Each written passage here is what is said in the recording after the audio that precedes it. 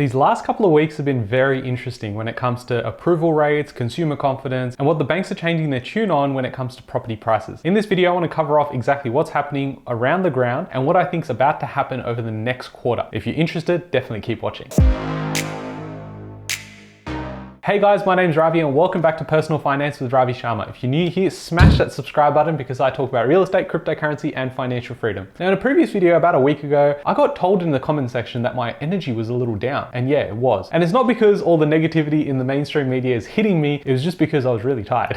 We're getting smashed at the buyer's agency. It's amazing because most people are making moves. And if you're not, definitely go check out this video. It's the process of how a buyer's agent can help you grow your wealth. And if you're not interested in that, watch the video anyway. You'll learn a thing or two. Come back to this and we can check out what's happening around the grounds. So new home approvals have fallen to the weakest they have been in 4 years. New housing approvals fell to their lowest in 4 years over 2023 calendar year as the fastest interest rate tightening cycle in a generation cut buyers' ability to borrow at the same time as construction costs soared. So effectively what we've seen is interest rates move up very quickly. Supply required to construct a new home also rose exponentially in a small amount of time. And as a result of those two, you've got the perfect mixture of construction companies going bust. You've got high cancellation from buyers because now they can't actually go ahead with the build because their borrowing capacity got smashed. A 7.7% monthly decline in June pulled the yearly total of new home approvals to 175,790. And before you think that's a huge number, it's actually the weakest since June 2020 with a 13.8% year-on-year decline in detached house approvals to 106,958 and a 10.5% slide in attached homes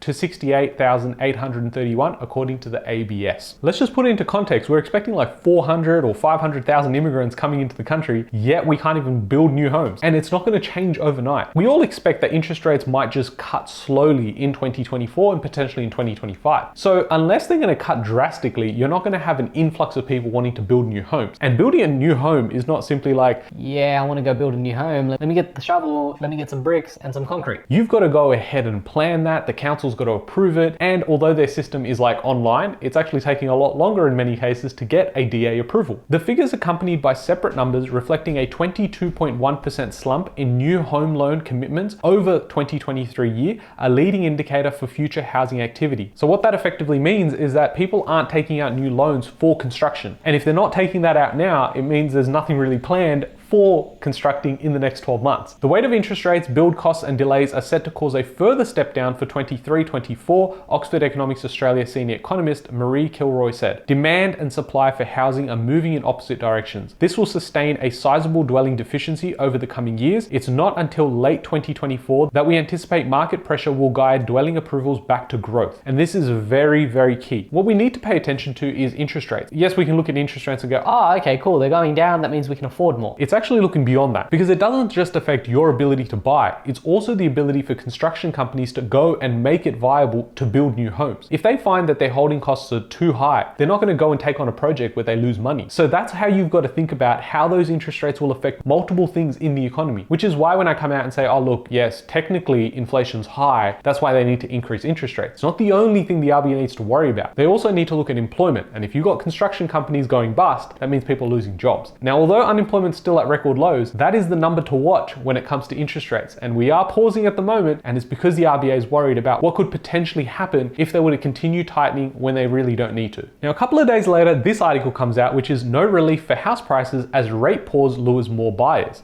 Buyers lured by the pause in interest rate rises are keeping pace with the supply of homes offered for sale, even as the trend in new listings rises, analysis from CoreLogic shows. The RBA's decision to keep rates on hold for a second month could fuel even faster absorption rates as buyer sentiment improves, experts say. So there's a lot of talk about how listings are going to increase and listings are starting to increase, which we're seeing, but because we've now seen the pause 2 months in a row, it doesn't mean new buyers can automatically now start borrowing more. It just means the existing people that were sitting on the sidelines, and that could be you, just waiting for confirmation that interest rates won't continue going higher, those people are starting to enter the market. So as supply has increased, because there might be some people that are facing some of that mortgage stress, it's actually getting eaten up by the first batch of people who could always borrow, but just didn't have the confidence.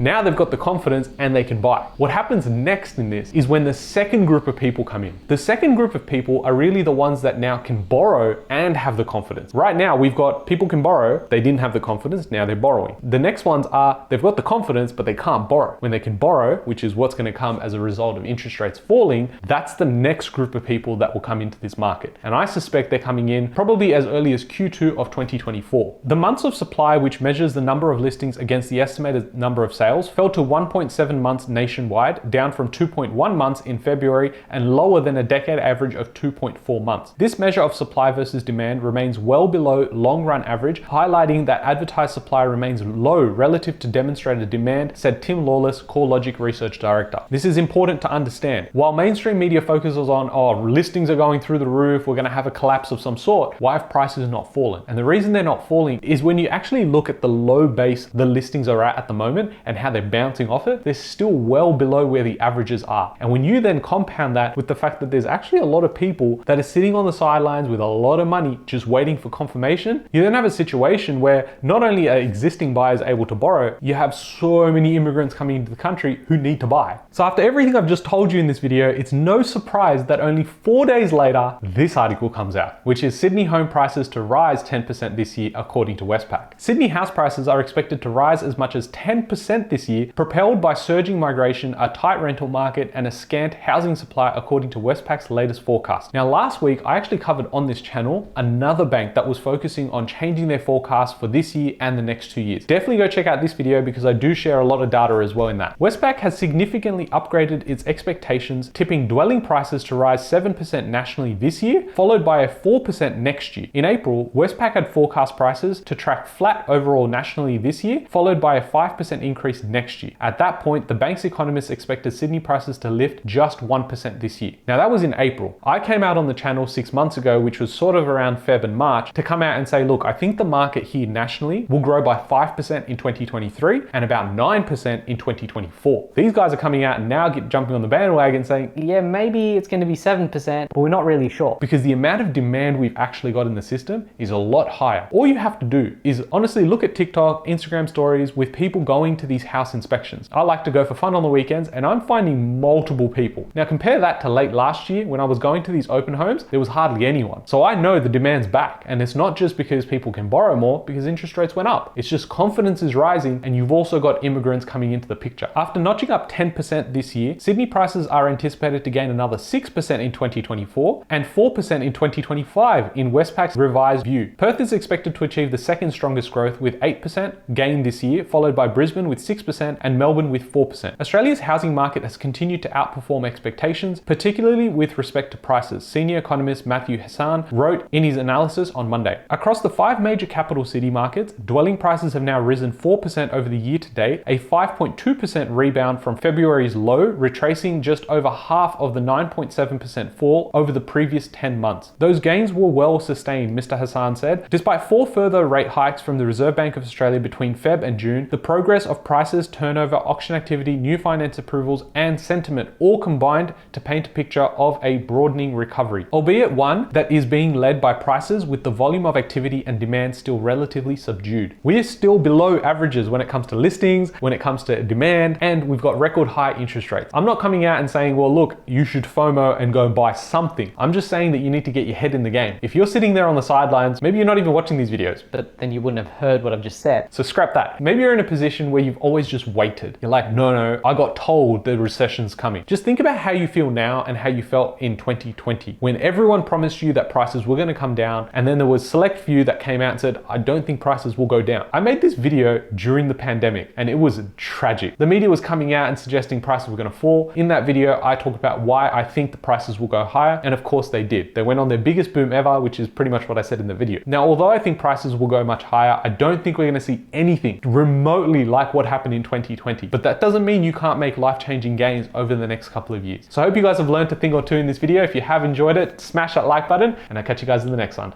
Thanks, guys.